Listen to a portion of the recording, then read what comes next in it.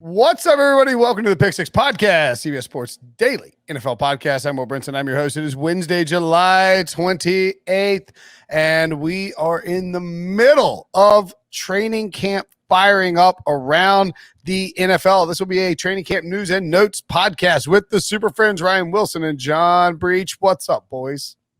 Hey. I feel like our friendship is extra super the week that the teams reported training camp. Sure, I'll buy that. It's the harsh reality of us spending all of our time together is certainly starting to seep in. What do you mean? Well, versus again, this has been a very fast offseason. I've seen other people agree with that. But we're about to spend a lot of late evenings together. Ow, chicka, wow, wow.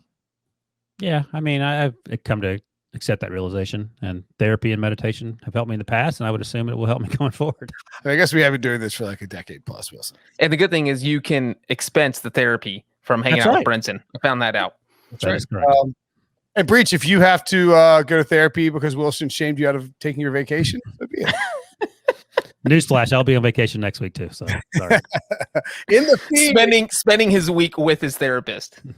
In the feed, you can check out a rousing conversation on Aaron Rodgers' return to the Packers with our pal Jonathan Jones coming up. Much more training camp coverage. And don't forget to listen to this week's episode of All Things Covered to hear Patrick Peterson put his old boss, oh no, your guy. Hi, my guy. He put him on blast. Tune in to find out why Pat P lost all respect for him and something Kime did that he thought was completely bogus. It's an explosive, scintillating episode of All Things Covered that also features a probable top 5 pick in next year's draft, Derek Stingley Jr. So go download and follow All Things Covered wherever you find this podcast. Hey, let me ask quickly, Debo, can you give a teaser on this? Because I'm actually curious. I haven't listened to it yet. Now I'll have to. Stingley is a stud. No, not on Stingley. Yes, he is, but on Steve Kime. What's he ripping? I'm getting Kime.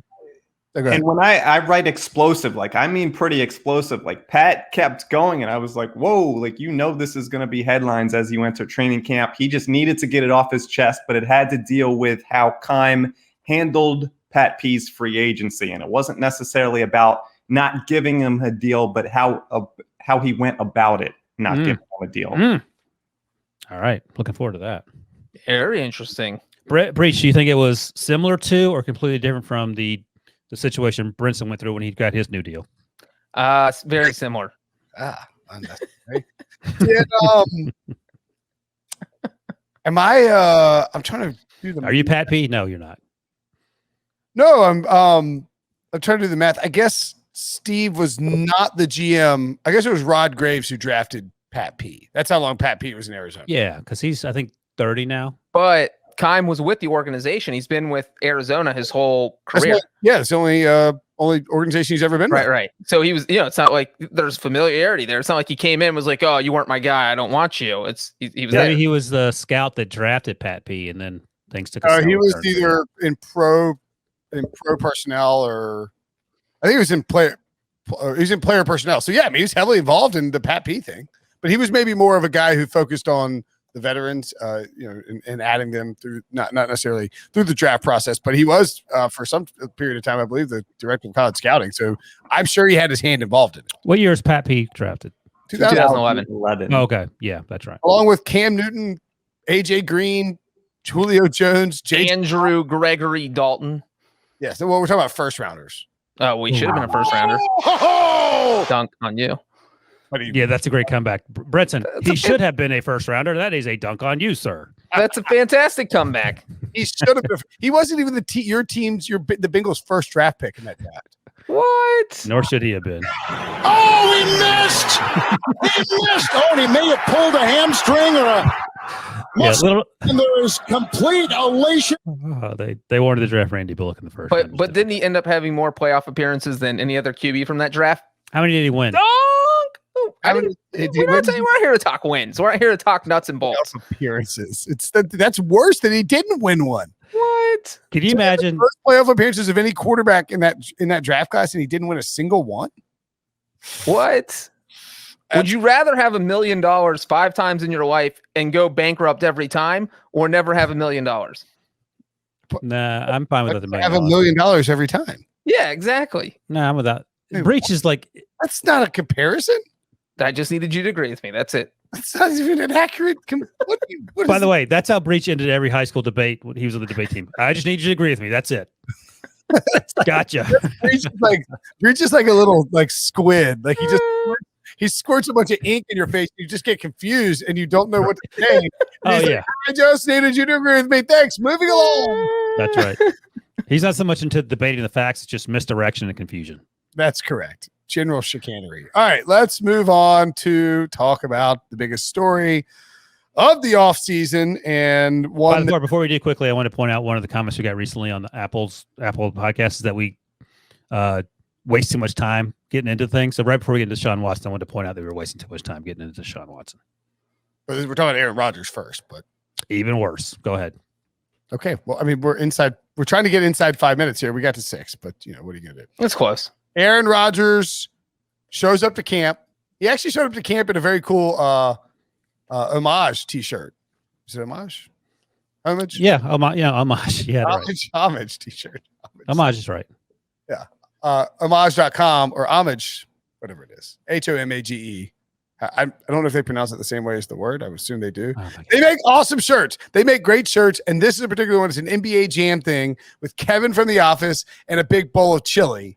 And Rodgers showed up wearing those, some gigantic sunglasses, his hair in a little man bun. This guy looks like he's been microdosing all off season long, and that's perfectly fine. And I think if you're the Packers, you're happy you got your man. So I will ask you guys this. As we covered on the JJ podcast, by the way, Rodgers is going to get a reworked contract. He's going to play in 2021, for the Packers.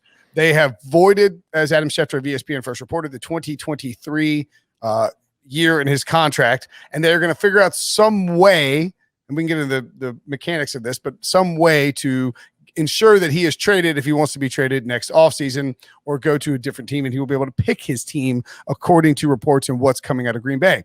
So I will ask you this. Breech. Who won the Aaron Rodgers offseason situation?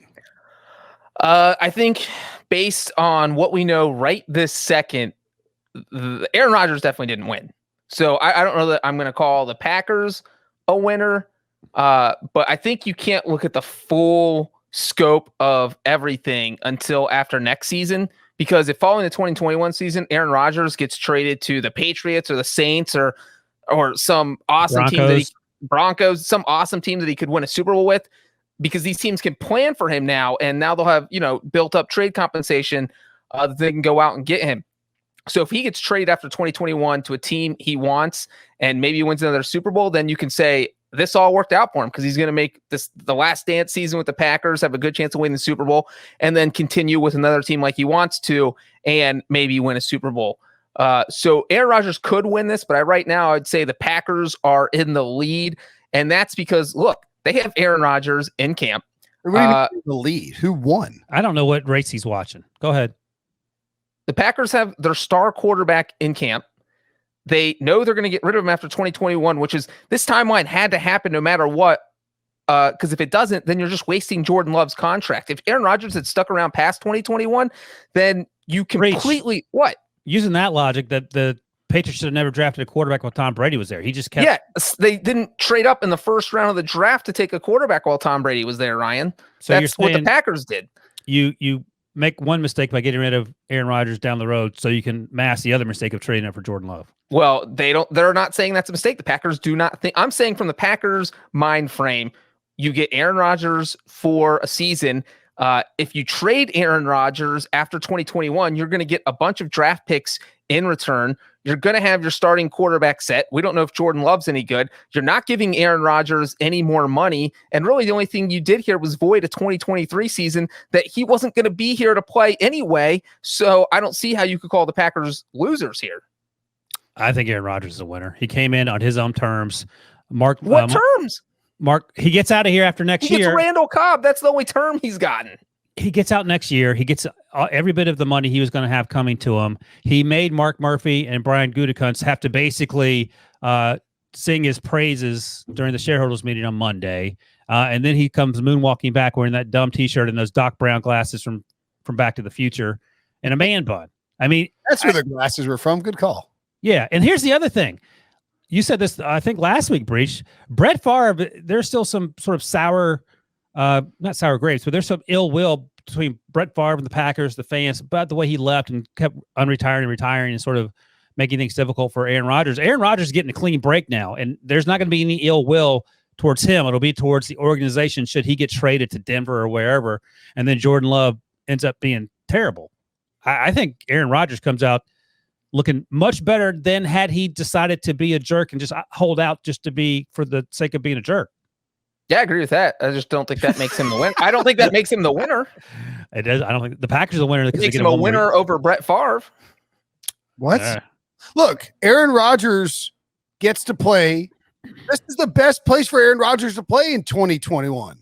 The Packers went 13-3 the last 2 years. He's playing for a team he didn't want to play for at all. Who cares if he wins a title? He won't care. He'll be thrilled. It'll be second Super Bowl title. And if he doesn't win a title, or if doesn't even make it to the NFC title game, then is the season a failure? Yeah, I mean, I think a lot of teams would say that. Well, if you have Aaron Rodgers, you've been in the NFC title game 2 years in a row, and all of a sudden you get knocked out in the divisional round of the playoff. It's just they have a very high bar. He's playing for a team he didn't want to play for. How are you a winner if you're playing for a team you don't want to play for?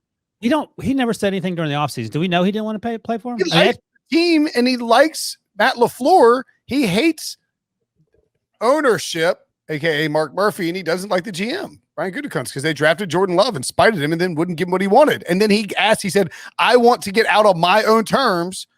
And they let him do that. That's exactly what this contract does. It lets him leave on his own terms. He gets one more year in Green Bay, and then he can find a new place to play unless maybe he wins a Super Bowl and he decides to stay. He gets to do this on his own terms. I don't see why people think like Prisco was so he's like, no, because he's playing for Green Bay this year. Those aren't his own terms. In his ideal world, he is not playing for the Packers this year. Do we know that though? It was pretty clearly reported multiple times by multiple reporters at multiple networks. They want to keep Rodgers here, so sure. But they weren't going to trade him. Okay, let me ask you this. Did Aaron Rodgers want to play in Green Bay in 2021? I think if Aaron Rodgers, if the Packers said, we will release you from your contract, Aaron Rodgers would not be playing in Green Bay in 2021. Here's my point simply. The Packers got what they wanted. Aaron Rodgers is going to be their quarterback this year. Aaron Rodgers did not get what he wanted. He wanted out right now. He has to play quarterback for this team that he didn't want to play for. I don't disagree that I don't think it's a clear-cut one side wins. I mean, there's I'm not convinced. Like Aaron Rodgers, I've been saying this whole, and I was the 5% guy that he was going to even play at all this year for the Packers, but I'm not convinced he just wasn't being vindictive. And like we had said in previous weeks, he wanted to see Murphy and Gutekunst squirm at the shareholders meeting, and then miraculously he came moonwalking back in. Apparently, I think Schefter or someone else reported that his agent and the team were actually negotiating the concessions, quote unquote, that we are now talking about during the actual shareholders meeting.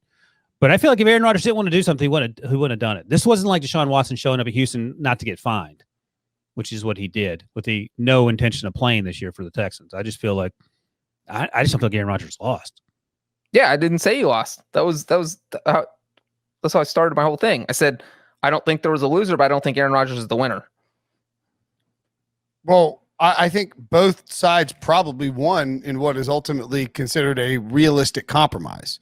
The Packers weren't going to trade him. Aaron Rodgers realized that. Aaron Rodgers did not want to play for the Packers after this year. The Packers realized that. So they found a nice middle ground. But, I mean, given the way that the NFL operates and how often teams get what they want versus what players get what they want, I feel like, I mean, the Packers had, as JG pointed out yesterday, why couldn't the Packers just be like, no, you're playing. We're not shaving off your contract. We're not giving you more money. We're not giving you what you want. Rodgers got some. He also, I mean, exactly. Why are they trading for Randall Cobb reportedly? I mean, you say no, show up and play if you don't care about Aaron Rodgers' feelings or whether he may actually. That's really the big concession they got. Aaron Rodgers is like, look, you guys have been screwing me over with all these moves. We've listed the moves, whether it's cutting some of Rodgers' friends, whether it was cutting Jake Kumaro the day after Aaron Rodgers said this guy has looked awesome in training camp. Those have been some issues, are the personnel issues, and I'm sure that was Rodgers. This is like putting his foot down and saying, look, if there's any chance I'm coming back, you got to get my boy Randall Cobb in here, and you got to prove to me that you're going to at least listen to what I'm saying. And so how did Rodgers not win if that's the case? Because he's playing for the team he doesn't want to play for. He didn't take a pay cut. He gets to get out a year early. He's not making any more money. He's making the same amount. He's one of the highest paid players in the league, Breech. I mean, they offered him a new deal previously. He turned it down. So it's not like he couldn't have gotten more money. I just feel like if they didn't care about him, they'd say, be here or we'll find you. I think Aaron Rodgers would prefer to play somewhere else. Don't get me wrong. But I think he's okay. This gives him the best chance to win a Super Bowl and then turn around and be like, F you. Well, I'm out. Do you think he'd win? He'd think he'd leave out if he won a Super Bowl? I don't know the answer to that. Do we know if he's, and we don't know if he's going to get a no trade clause. What if the Packers ship him off to Houston next March? Then is Aaron Rodgers a winner? The way that it's been framed is that Aaron Rodgers will have the ability to decide where he plays next year. Now, and by the way, he is not a winner if he gets traded to Houston, just so we're clear. Okay. now, let me just ask you that, Brinson, because like I've read those reports also, and if you're framing it that way, and I cannot imagine there's any situation where Green Bay is going to cut him and let him pick, because then they get no compensation in return. So I think this is going to have to be a trade. And if you're letting Rodgers pick, say the Patriots are willing to offer 1 first-round pick, because Belichick is stingy, but they want Rodgers, but they're not going to overpay. And the Texans call up and say, we'll give you 3 first-round picks. Like, you think the Packers are going to placate Rodgers and say, yeah, we told you you would go wherever you wanted. Nah, we're taking the 3 first-round picks that Houston offered us because that's way better. So like it's dicey. It's just a dicey thing. So this is what I mentioned to JJ too. And I would anticipate that this gets built in at some point, like this gets leaked out at some point once the actual details of the restructured contract come out. Well, who knows how long it'll take to actually put that together. They've clearly come together on a framework for it, but I would anticipate that what you see built into the new restructured contract is some sort of mechanism to force the Packers' hand, which would mean that I don't know if it'd be a no trade clause or it's a trade approval, or like the poison pill, where you have a huge amount of money become guaranteed at a certain point that the Packers would have to get rid of him before that. Or if he's not traded, if he's still on the Packers roster by 3 days before the new league year in 2022 starts, his 2022 contract year automatically voids. In other words, that gives the Packers not a full year, but 9 months, give or take, to line up a suitor to come get Rodgers. And then the thing about this is he might want to go to Denver. He definitely doesn't want to go to Houston. But if the Dolphins come calling, you think Tua looks okay or Tua's not good, or the Panthers come calling or the Patriots come calling, there's going to be again, this is a good point by JJ. There's a lengthy amount of time for all of these teams who might want to come get Rodgers to put together packages. And so I would guess that there's something in the contract where Rodgers has to sign off on it. It's not going to be, he's going to be motivated to play well this season. This is where it's a win-win for both sides because he's never not motivated though. It's never a situation where he's had a lot of stuff happen to him off the field and he doesn't show up with a chip on his shoulder and just goes off. Right, but what I'm saying is that if he comes out this season and goes off like he did last season, or even 70% of what he did last season, 80% of what he did last season, there are going to be a lot of teams that want to get him for 2021 because he's going to come back motivated to screw the Packers over. So I think it's not going to be a shortage of teams willing to offer something in exchange for Aaron Rodgers.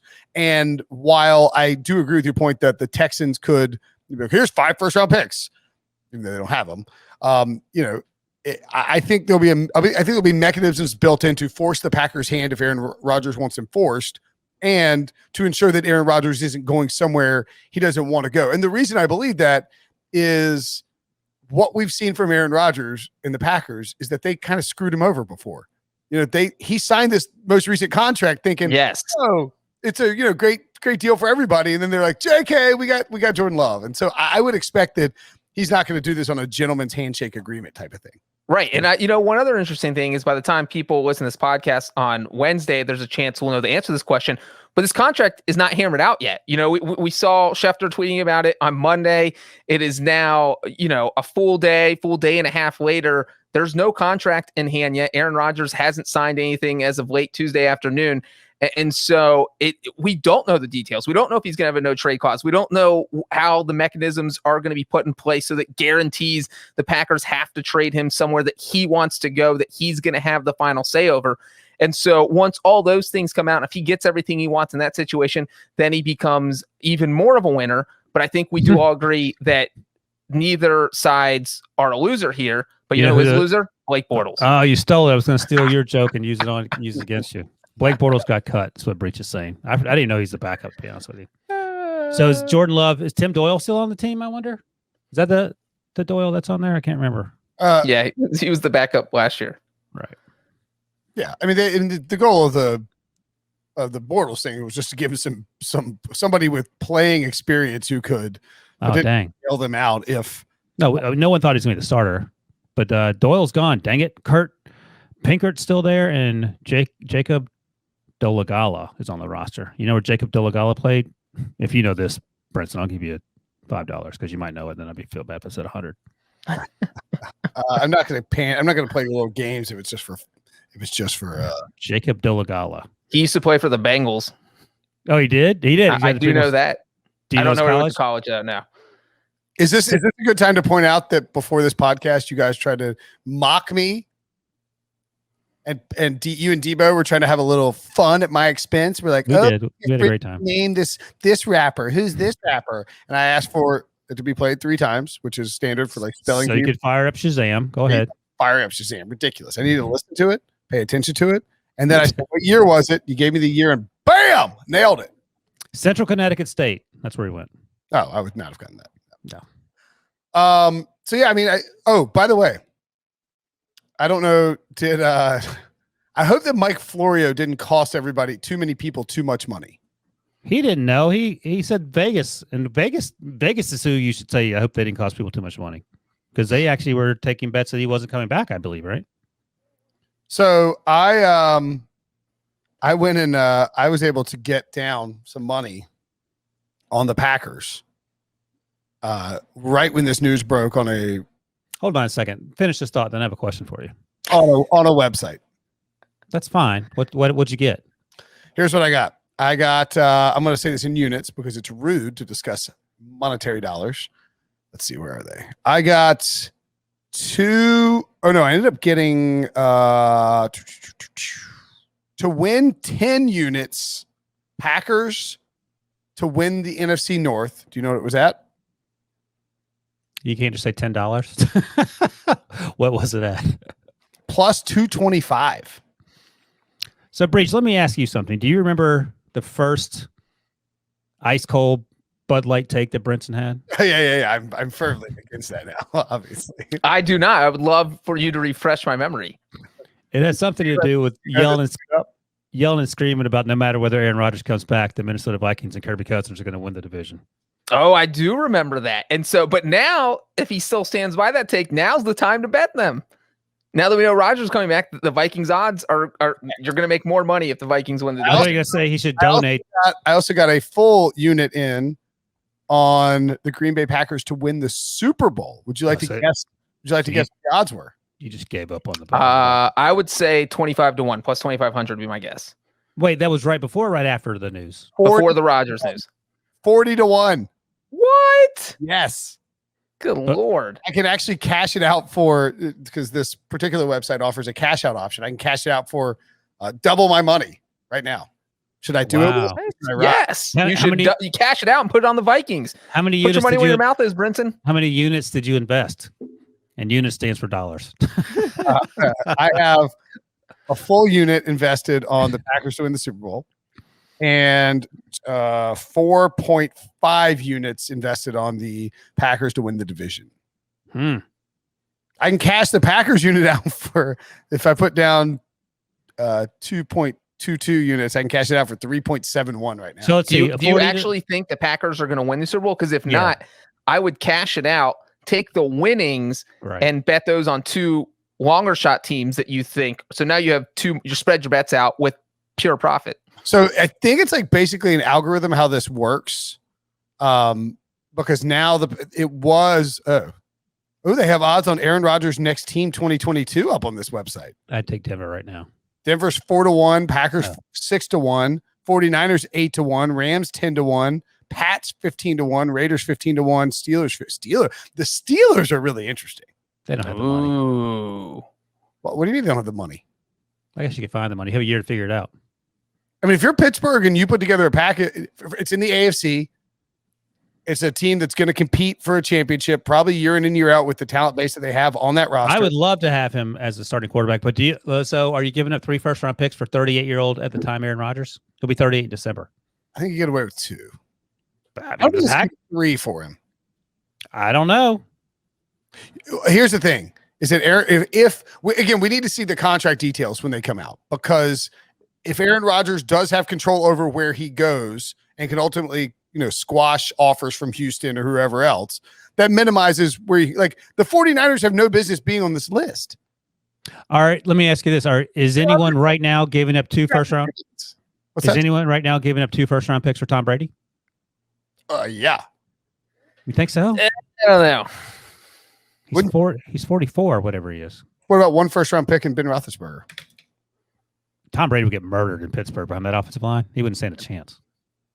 I just think but this is sort of my point, is that when you give this amount of time, when you open it up, it creates more opportunities for teams to jump in. The Steelers have the 49ers just drafted Trey Lance. They have no business being on this list unless they're trading. But this is why Aaron Rodgers, in my mind, is also a winner. More teams can now compete. For sure. And if he's allowed to pick. But if you're the Packers, you probably still don't want to have them in the NFC. So I do think there is going to be a list where the Packers say, look, you can go to almost any team, but here's our list of teams we're not going to trade you to, because they're not just going to agree. They're going to trade them to the Vikings. Would they trade him to Detroit? Because I would. I mean, 3 first-round picks? Yeah, Rodgers wouldn't. No, the Packers. If I'm the Packers, I'm like, yeah, absolutely. Detroit. The Lions are 100-1 to get Aaron Rodgers. The only teams with lower odds are the Bills and the Chiefs. Bills 150-1, Chiefs 200-1. I mean, the Chargers aren't going to trade for him. The Bengals aren't going to trade for him. Breech, would you trade Joe Burrow for Aaron Rodgers in a first-round pick? No. You get a first-round pick back with Aaron Rodgers, or you? No, I'm sorry. The Burrow and a first-rounder for Aaron Rodgers. Like the Bengals are giving up a first-round pick and Joe Burrow to get Aaron Rodgers. Yeah. No. Would you do that, Brinson? No, I would want a first-round pick with Aaron Rodgers back for Joe Burrow. Well, you just said he's going to get 2 first-round picks. And it's funny. You mentioned the Steelers. Burrow.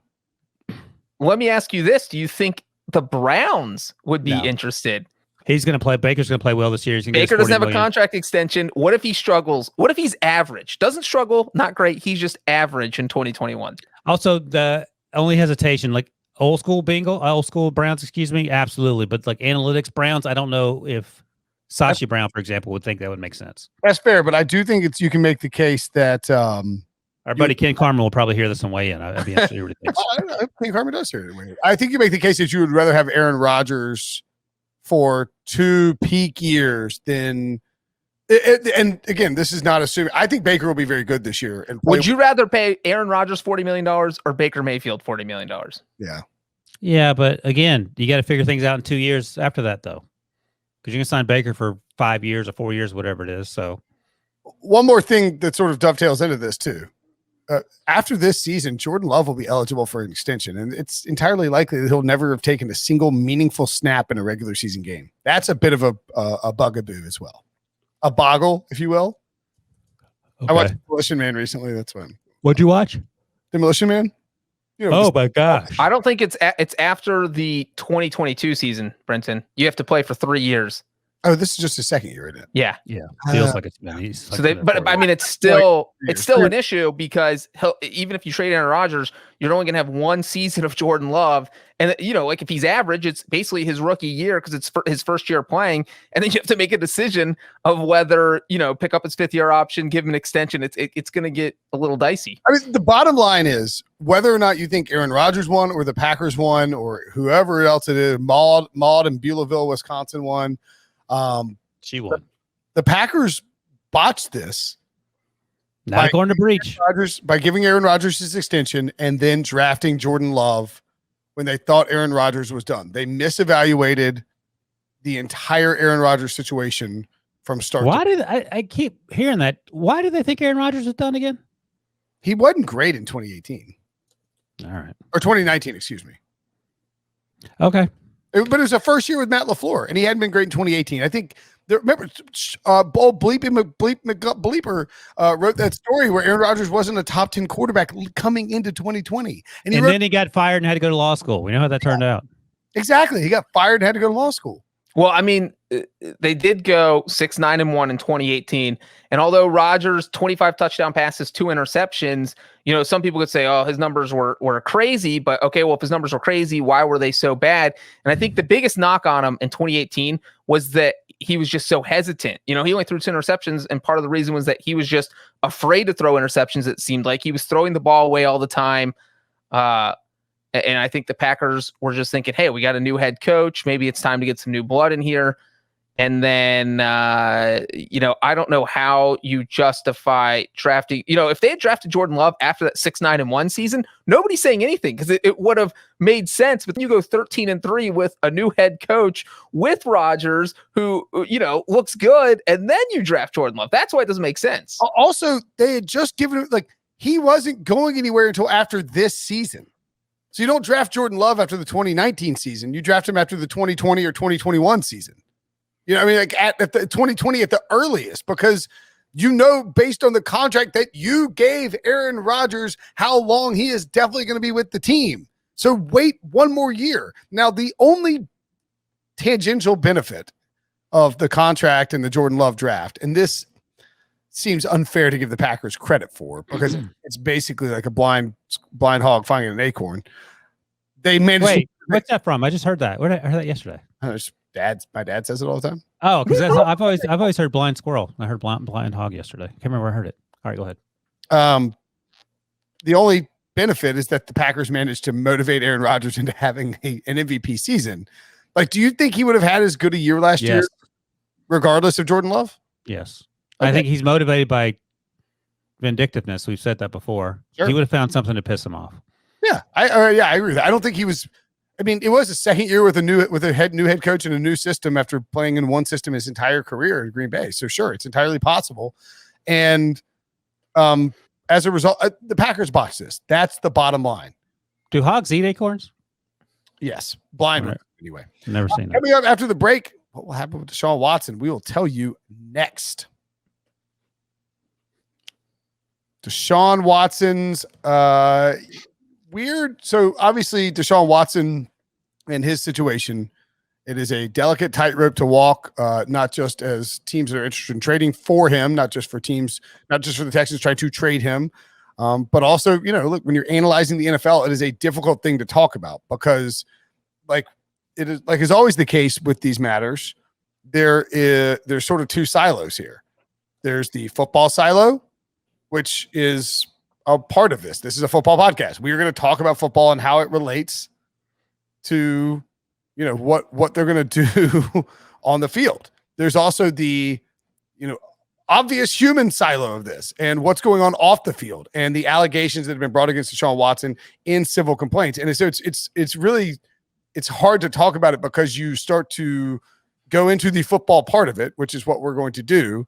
And then you find yourself, at least I do. I know what I do on radio. You find yourself wanting to be like, well, just by the way, of course, what's going on off the field is a bigger deal. But you know what I mean? It's a difficult thing to talk. Well, I think the problem is that when you talk about it, not you, but really anybody talking about the Deshaun Watson situation, is that it can come across like you're downplaying what is happening off the field, and no one is trying to do that. Let's be clear. He is facing 22 separate civil lawsuits that are alleging sexual misconduct and or sexual assault.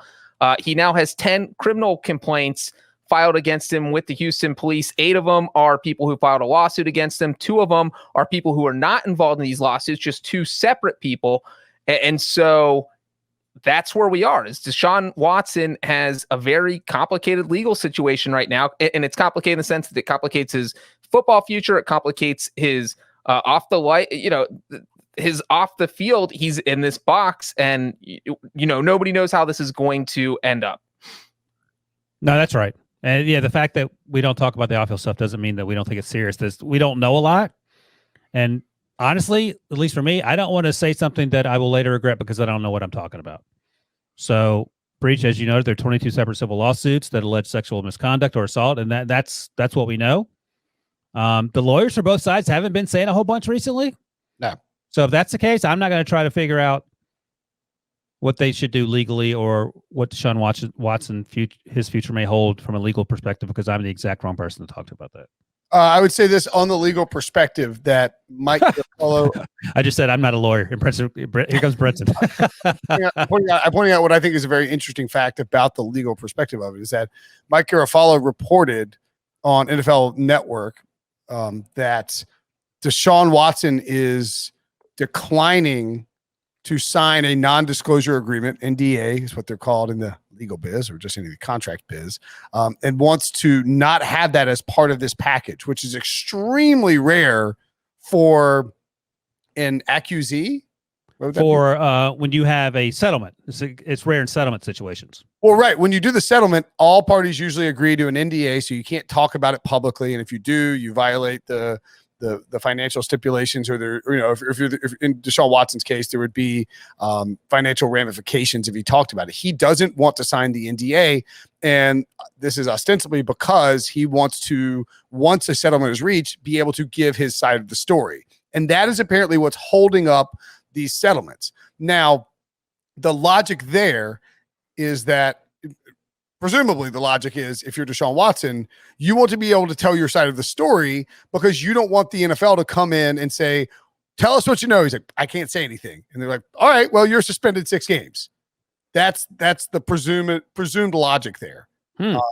I don't know. And I don't, now the problem is if you're these alleged victims, you don't want to file these lawsuits, go through this whole process, deal with the legal stuff surrounding all of this, and then settle for some financial amount, and then give Deshaun Watson the ability, after you signed an NDA, to go out and talk publicly about what happened in these cases. Which then kind of tries the case through the media after already going through everything you already went through. Correct. And, in theory, it all depends on the specifics of what exactly is being discussed. But in theory, at that point, somebody, he could use names, et cetera, et cetera. So that it becomes very tricky in that regard. My initial read on it because on Monday morning, all this stuff started getting leaked out in various NFL weekly columns. And when it's being leaked out like this in multiple NFL Monday morning columns, it's coming from the same source, right? And this is the Texans are finally willing to trade Deshaun Watson for 3 first-round picks. My initial inclination when those leaks started coming out, those reports started coming out, was that the Texans had been in touch with Watson's camp and had been informed or been in touch with the NFL, one of the two or both of the two, and had been informed that there would likely not be, or there was some likely resolution coming in this matter. Talking to some people, maybe that's not quite the case. And this is still a little ways off. Deshaun Watson has reported to camp. He doesn't want to be fined. He has not been placed on the commissioner's exempt list. So the NFL has declined to use that on him. That's a little surprising.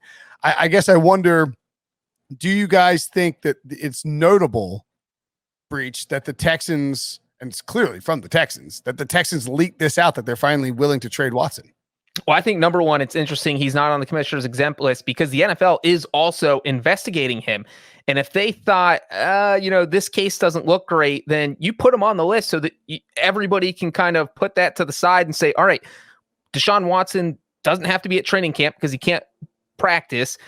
You open up a roster spot for the Texans, and then you just leave him there until the legal situation plays itself out. That would be the easiest thing for the NFL to do, but the NFL hasn't done that.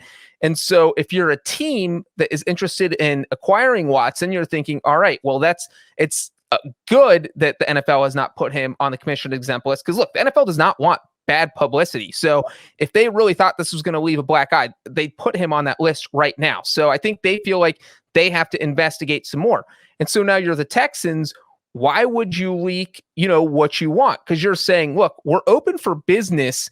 But then to have less than 24 hours later, having, Rusty Hardin, Deshaun Watson's attorney, come out and say, hey, yeah, there are these 10 criminal complaints that are also pending on top of the lawsuits.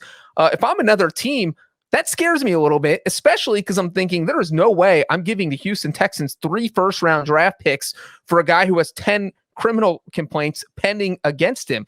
And so maybe the Texans leak this just because they want to get the ball rolling on some dialogue, because I think we heard multiple times this offseason that a lot of teams hadn't reached out to the Texans. So, Houston can't trade them if no one's calling. And so by leaking that out, all of a sudden you have teams calling. I don't think Deshaun Watson's going to get traded for 3 first-round picks. I think it's going to be lower than that. I think maybe 2 first-round picks, but just because of the legal situation, I don't think the Texans are going to hit their asking price. It's like you go in and you say, I want $1 million salary. They bounce back with $50,000, and then you find like the middle ground. You just ask for something so exorbitant that the middle ground is something where you still feel good about what you're going to get. Because just because of the legal situation, I don't think the Texans actually think they're going to get 3 first-round picks. Because unless the NFL comes out and says this guy's clear, he's not going to get punished, I don't see as a team how you could risk 3 first-round picks and give the Texans what they want to get Watson. Plus, you're dealing with the Texans, who historically always get the short end of the stick when it comes to doing deals. Actually, I think you're right, Breech. I think it's going to be hard, but 2 first-round picks is actually a lot. 2 first-round picks in the player is a lot. And for all the talking that front office did and the new coaching staff did about Deshaun Watson's our guy, there's a reason they signed Tyrod Taylor. There's a reason they drafted Davis Mills in the 3rd round. They knew where this was going, even as we were sort of finding out day by day more women coming forward. Deshaun's showing up now, so he doesn't get fined. He's pulling the Marshawn, but I think I don't think he plays for I mean, he's not playing for the Texans. Like, he's not going to play for the Texans again. It's just a matter of when it actually happens and how much things heat up in terms of the teams that are interested in. We talked previously when we were talking about the Texans last week. The Eagles are interested. The Dolphins make some sense. I don't know where they're at in terms of Tua. The Broncos, Kareem Jackson, who played with Deshaun in Houston, is now in Denver, said on Aqib Talib's podcast that Deshaun told him he wants to go to Denver. And I think we mentioned Carolina previously, too, as a possible landing spot. So, yeah, we'll see. We'll see. And Breech, you're breaking more news in terms of the previous quarterback conversation, I see. Sorry. Jake Dolegala has been released by the Green Bay. So, sorry, Central Connecticut State, you lost one. And one other thing about Deshaun here is that, look, he showed up to training camp. That's only because he doesn't want to get fined $50,000. I think the interesting thing we're going to see, though, is he going to actually practice? Because if you're the Texans and you do not plan on playing this season, I don't think there's a chance Deshaun Watson Can you plays get for the fined Texans. for holding in, for showing up? Well, no, that's what I'm saying is that, will the Texans just say, yeah, we don't want you to practice? Why don't you I wouldn't practice if I were him. I'm not going out there getting hurt. No, but if you're the Deshaun Watson shouldn't want to practice, but the Texans should say, we don't want you to practice because you're our trade bait and we're not going to risk you getting injured because then, no one's going to give us anything. And so I think both sides should want him to sit out. So I think that will be interesting. By the time you listen to this podcast, the Texans, I think, will have had their first practice of training camp. And so we'll know if Deshaun Watson is actually practicing. Yeah, using that logic, though, he shouldn't even be. Don't even let him drive to work and have a chance for a car accident. Just stay at home. Sit in your house and just wait, and we'll make this happen. Yeah, stay at home. We're not going to find you. Don't worry about any of this. I do think that you're onto something, Breech, in terms of the finding the middle ground with the trade offer. If you're the Texans, you have to realize you're not getting 3 first-round picks and multiple players from Deshaun Watson. So that may be why this got leaked out is, okay, we do think there's got to be some resolution at some point. Because if you're Deshaun Watson, you don't want to miss this entire season. You know that you can find a landing spot. Somebody will be like the Panthers will get back in on Deshaun Watson if he's cleared by the NFL. I firmly believe that. Huh, interesting. What's that? That's interesting. I thought they were going to give Sam Darnold kick those tires and see what they got there. I think hey, you guys want Sam Darnold back too? I don't think they would. That's true. I think Deshaun Watson is a unique talent. So they would be willing to operate a little bit differently and a little more aggressively if he is in fact cleared by the NFL. I just think there's going to be a lot of teams that will be willing to do that. So, by the way, quickly, it's worth noting, you mentioned Garofalo earlier, Mike Garofalo. He mentioned last week, maybe the week before, that he didn't think the NFL was going to weigh in terms of any sort of suspension or anything, and at least before the start of the season. So that's also something to keep in mind when you're trying to figure out these trade things. You know who we should ask? Debo, our resident Eagles fan. Knowing Deshaun Watson's legal situation right now, you don't know if he's going to be suspended. And as Ryan just mentioned, the NFL is not necessarily they don't know if they're going to punish him. So he might play all 16 games. He might be suspended for 10 games. You literally have no idea how many first-round picks would you give up for Deshaun Watson for the Eagles to get him for this season, not knowing how many games he's going to be available for. My answer is 0. I want 0 parts of Deshaun Watson. Devo, you are the type of person, good-hearted, high moral fiber. I feel like, all right, so what do you think an average Eagle fan would give up? The lower fiber version of this. All right, if you're going the opposite spectrum, there's a portion of the fan base, and I think it's going to cause a lot of division within some of the fan base. But no, I do not want to root for Deshaun Watson. If we take everything away, then yeah, you're trading 3-4 picks, everything that they've collected over the past 6 months or over the past couple of years, honestly. But we can't just ignore everything that you guys have talked about for the past 15 minutes. What is your reaction when you open your phone and you see that football team has traded 3 first-round picks for Deshaun Watson? I think he's still the second best quarterback in the division. After Jalen Hurts? No, after Dak. I argued with BMAC about this yesterday. I know you guys gave me some flack during the postseason when I had Deshaun down the list, just in terms of like pure football before all this other stuff came about. Yeah, I actively do not want it to happen, and I hope they give Jalen Hurts a chance. If that does not work out, there's other options out there. All right, I respect that. You'd be Like okay with Aaron Aaron Rodgers. Rodgers? Nice. Yeah, You I would mean, think, right? the situation with Rodgers, I acknowledge that the Eagles are a rebuilding team. So for him, the fit there and the win now isn't as, it's not as good of a destination for Rodgers, where you can take time to build with someone like Watson because of his age. No concern about the prickly personality, sort of like the Carson Wentz sort of didn't work out thing? No. We can deal with prickly personalities. I think it's when other stuff gets brought into the mix that I think causes that division within the fan base, and a lot of people I think would have major issues with acquiring. And I don't think that's unique to the Eagles fan base. I think a lot of fan bases should have issues with targeting a trade at this point in time. Where do you guys think Deshaun Watson ends up? Prediction time. Well, Devo's talked me out of the Eagles train because they were reportedly, like, seriously, because they have all the draft picks and stuff. I think Howie Roseman is interested. Like, I think this is the type of move that's the reason why you kind of stockpile these assets back in the spring. So not to take anything away from like what the Eagles are planning, I'm just kind of sharing the fans' perspective. I mean, I think it's the for me, Denver and Miami also seem like the most reasonable landing spots. I think if you're Miami and say Tua's been looking good the last week and a half or whatever, I don't think that changes your mind. It's sort of like Sam Darnold in Carolina. If you wanted Deshaun Watson before and you still want him, I think you go after him. Sorry, Debo, but I think it's Philly. I just think they have so much draft ammo that you come in and you say, all right, it's an open competition. Have Jalen Hurts, at least give him a shot, go up against Deshaun Watson. Watson probably wins, but I just think with 2 first-round picks in 2022 and likely 3 first-round picks, thanks to the Carson Wentz trade, I just think they have so much ammo that they're going to make a move. God loves Carson Wentz. I think the sleeper could be the Dolphins. Sleeper. They got Tua. I think Tua. I know people are out on Tua going into the season. Me. But if you're the Texans, don't you kind of want Tua back on a cheap rookie deal to see what he's got? No. What? You don't know why? I'd rather have Sam Darnold. Tua and 2 first-round picks next year for Watson? But I'd have 3 first-round picks, I think. Hey, you went south on Tua. Hey, maybe look.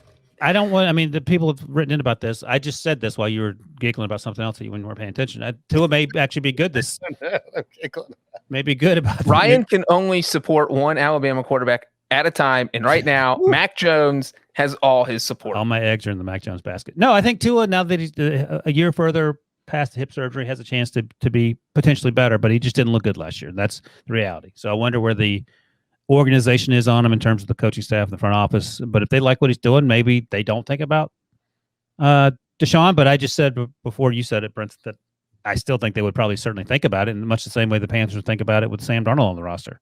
Oh, I think the Panthers would flip Sam Darnold. And I mean, all right. So if you're to Breech's point, so if this is the way, how it works in negotiations. I mean, if somebody leaks out, this is what we want for him, they're willing to take, I don't know, about 75% of that.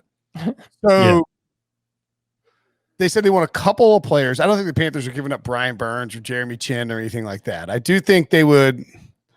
So Sam Darnold and 2 first-round picks. So the Texans do that. What if the Texans want 1 first-round pick and Christian McCaffrey? I'd do that in a heartbeat. For Deshaun Watson.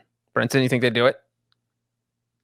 For Christian McCaffrey, Sam Darnold, and what? No, No Sam Darnold. Just Christian McCaffrey and a first-round pick. I would hope the Texans wouldn't do that, but the Panthers would do that in a heartbeat. I right. feel quite confident saying that. Cap space be damned. Yeah, why? What's the allure of Christian McCaffrey? I mean, he's great, but he's not healthy all the time, and you know, he can find a running back to do 65% of what he was doing, still be successful. Agreed. I mean, I don't think. I would say it's McCaffrey, Darnold, 2 first-round picks. So the Texans do that. All of that? Good Lord, that's a haul. The Panthers are giving up a ton. Darnold's on a 1-year contract. McCaffrey, you're unloading McCaffrey's salary, and you would think with 2 first-round picks, though. You would think with Deshaun Watson in play, your 2 first-round picks are probably, you're hoping that they're not going to be in the bottom half of the, first round. Top half, excuse me. I think no matter what happens, I think we're going to see a trade with Deshaun Watson, I would say before mid-August.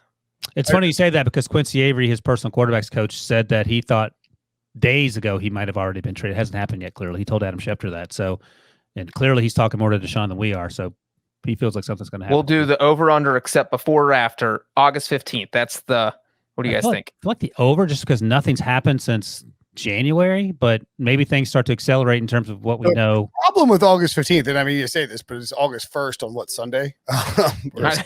Saturday, is that the problem with August 15th is, at that point, you were asking Deshaun Watson to learn your offense and run your football team in the matter of 2 weeks. That's right. fine. Well, and that's why I think wait. John, before August 15th is because if you want Deshaun Watson to be your quarterback this year, you need to get him in training camp as soon as possible. Jimmy Garoppolo got traded on Halloween, and he won the last 5 games. But he also sat out for a month to learn the 49ers system. My point is August 15th ain't Halloween. He can figure it out. Yeah. No, I mean, you can fashion an offense for Deshaun Watson, and Watson can pick it up pretty quickly in the span of a Let me put you this way. Who would you rather have, Deshaun Watson starting August 15th or Jared Goff for the entire summer so he can prepare? It's Deshaun Watson. Are you saying the Lions should trade Jared Goff for Deshaun Watson? Straight up. No questions asked. I mean, the Texans will do it. You pull the trigger. You pick up a first-round picks. Give us Watson. Yeah. Again, the timeline is tricky. It's because we don't know. But when you hear Quincy Avery's telling Schefter he's expecting a trade, the Texans are floating out what they want. It does feel like. Well, I feel like Quincy's probably talking to Sean. He ain't talking to the Texans. Well, that's what I'm saying, though. But if these people are expecting if a trade feels imminent, doesn't it feel like because they can't trade him until the lawsuits are wrapped up? I would think that would be crazy. I don't know. Maybe that's Huevos to trade for Deshaun Watson before the lawsuits are wrapped up, especially with the new lawsuits popping out. I wonder why Deshaun would float out the no NDA thing. I wonder if that's some sort of tactic to sway potential teams into thinking that maybe this thing is going in one way instead of another. Could be. Could also be a situation where Deshaun is trying to let other teams know why this situation isn't resolved yet. It's not listed on the. I mean, I was going to ESPN because I believe they were the ones who first reported it. Not because I get my news from ESPN, but it wasn't listed on the page of ESPN, which is a little surprising. In fact, well, that is. I mean, it was Rusty Hardin, Deshaun Watson's lawyer, just coming out and kind of giving that information out. So it does, Brinson, I actually like that theory that he's trying to put it out there. He's trying to air all of the dirty laundry and saying, this is the situation right now. We think that this is under control. We think this is all going to get settled. You should come get Deshaun. I think that was him telling other teams, come make a trade. Yeah. I'm not sure why else you would do that interview if you're Deshaun Watson's lawyer. Yeah. Well, according to Breech, we'll know in just over 2 weeks. Under 2 weeks. All right. We will have lots more Deshaun Watson talk, I am sure. Plus more training camp talk. Things are heating up now. We'll be back tomorrow with more training camp news and notes. In the meantime, subscribe, rate, and review. For John and Ryan, I'm Will. We'll see you guys later.